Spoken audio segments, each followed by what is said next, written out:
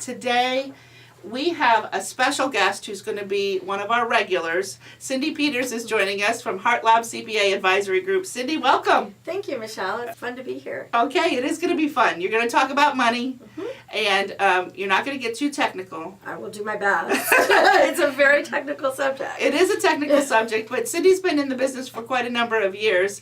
And so the bottom line is, and a lot of people want to know, how does home ownership affect your taxes? So let's get started with what's deductible. Let's say I'm not selling my home, right? Right. What's deductible on your taxes? So let's talk about first, how can you deduct stuff on your tax return? So in order to be able to deduct any expenses related to your home, a couple things need to happen first. One, you have to be a 1040 filer. What does that mean? That means you file a tax return. I think we all are supposed to do that, aren't we? Well, there are people who don't need to file a tax return, but that's a talk for another day. Okay, good. All right. So everybody should, So you have to file a your tax taxes, return. The second one is you have to be able to itemize your deductions on a Schedule A. So what that means is that your deductions, your property taxes, mortgage interest, charitable donations, and any deductible medical expenses that you have to be greater than the standard deduction. Everybody gets to take a standard deduction on their tax return. For single filers, that's $12,000. For joint filers, that's $24,000. Okay. So then we also have some new rules, right? And there are always There are lots rules. of new rules that I mean, the everybody's book, what talking is about. the tax regulation book is like, it's bigger than the old phone book, right? Right. Well, it's actually funny you say that, but nobody works from the actual tax code. We all have like a little summary book that we work from. Oh, you have your own cheat sheet. Yeah, basically. Nice. Okay. So now you meet the ability to deduct things. What can you deduct? Well, there's your mortgage interest, right? You can deduct the interest on your loan. Payments aren't deductible. Interest is deductible. Okay. So it's only that part that relates to interest. Under the new rules, you can only deduct interest up to $750,000 of indebtedness. So what that means is if you have $1 million loan and you paid $40,000 in interest, you only get to deduct 30 of it. The other 10 is lost. You can also deduct your points that you pay on the loan, and then also under certain circumstances, mortgage insurance is deductible. Then there's property taxes. We've heard a lot of talk about property taxes as well, right? So we can deduct our property taxes up to $10,000. So what that means is your state, your local, because we have local taxes here in Ohio, and your property taxes combined can't exceed $10,000. So there's a lot of discussion about interest on a home equity line. A lot of people have a home equity line. They're going to do, let's say, an update to their kitchen.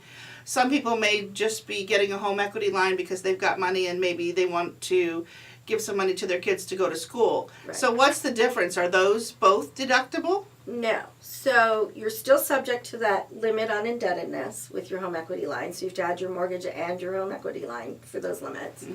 Home equity line interest is only deductible to the extent that you expand or improve your home. If you take out that line and go buy a car or pay for your child's college, then it's not deductible as mortgage interest. And what about the record keeping then? Because if I'm saving all my receipts and got a big stack in April, and I'm like, here you go. Yeah, we love that. Yeah, not really. Say not. So basically, we tell our clients to keep any documents used to prepare your tax return for 7 years. That should cover you on most statutes of limitation.